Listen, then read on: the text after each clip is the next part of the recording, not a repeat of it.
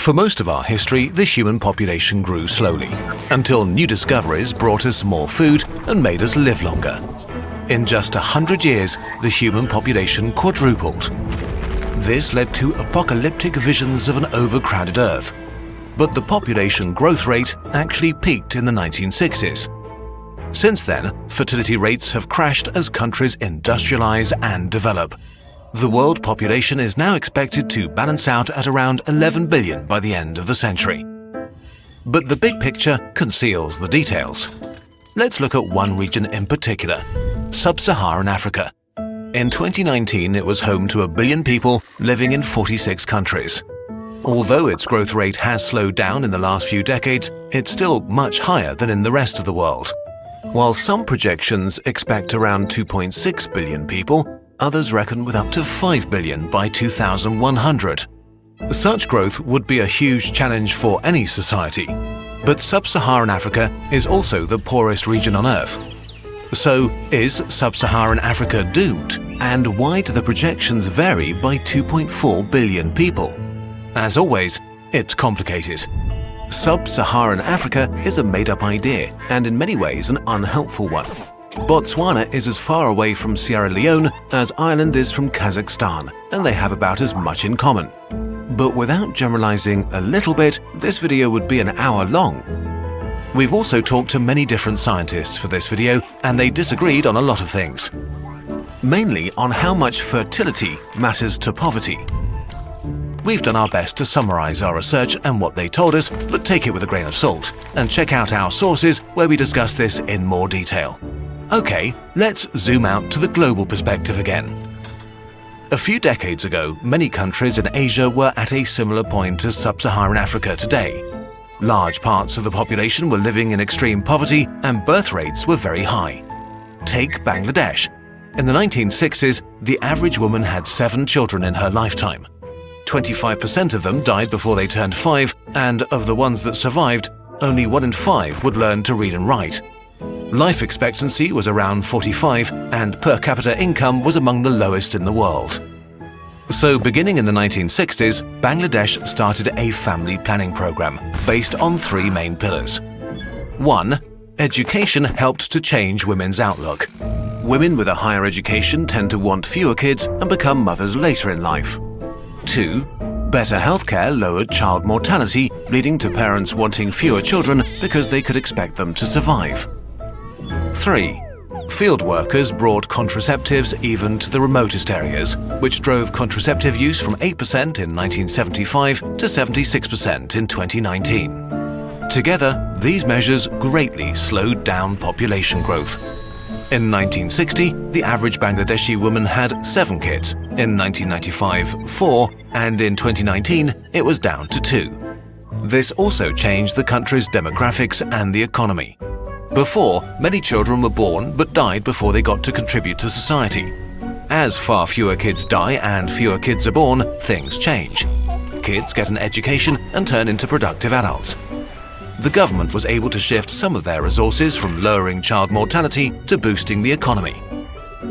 By 2024, Bangladesh is expected to graduate from the category of least developed countries to the status of a developing economy. Other Asian countries like South Korea, India, Thailand or the Philippines have gone through a similar process, often even faster. Investment in health and education led to lower birth rates, which changed the composition of the population and enabled governments to boost the economy. Why didn't the same thing happen everywhere in Sub-Saharan Africa? Africa as a whole has made considerable progress with childhood mortality. But especially in Sub-Saharan Africa, education has improved slower than in other parts of the world. And while in total contraceptive use has doubled in the region since 1990, the unmet need for modern contraception among adolescents is still at about 60%. The reasons for this are complicated, and it's impossible to give a single answer here. Africa is a big place with diverse cultures and people, but there are a few main factors. Many sub-Saharan nations have suffered under colonization until only a few decades ago and had rough transition periods towards independence. The young nations were often ethnically heterogeneous and lacked unity. Some areas have been repeatedly racked by civil wars, military conflicts, or suffered under unstable governments, which made it really hard to expand infrastructure and healthcare. So Africa had a worse starting point than Asia. Foreign aid and how it was applied, especially during the Cold War, is also a contentious issue. But this topic is too complex to summarize in a few sentences, so we'll make a whole video about it in the future. And lastly, there are cultural aspects that make talking about family planning in the context of Africa difficult. Critics say that trying to bring fertility down is an intrusion into culture and tradition. But not speaking about an issue will not help solve it. Not all of these things apply to every country in the region. We're talking about 46 countries after all, some of them deeply troubled, others already flourishing, all different and facing unique problems. If population growth continues at its present rate, then sub-Saharan Africa could grow to more than 4 billion people by 2100.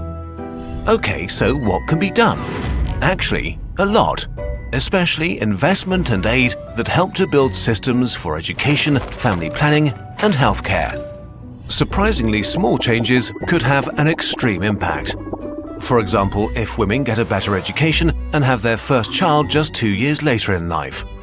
This tiny gap between this generation and the next one would lead to 400 million fewer people in 2100, with 3.6 billion in total. If education and family planning are made available to every African woman, universal access to contraception makes having kids a decision. If families get to choose how many kids they want, birth projections fall by 30% to 2.8 billion people. This isn't just theory. There are already examples that are reason for optimism. Ethiopia, the African country with the second biggest population, has made a lot of progress in a relatively short amount of time. Improving health services led to a drop in child mortality from 20% to 7% since 1990. And up to 30% of the annual budget was invested in education, and the number of schools increased 25-fold over 2 decades. So, summarizing, there are serious challenges ahead, but they are far from unsolvable. Sub-Saharan Africa does not need pity or gifts, but attention and fair investment. It's a region rich in resources, culture, and potential. If things go right, we'll see a turnaround similar to the one we've seen across most of Asia in the last 30 years.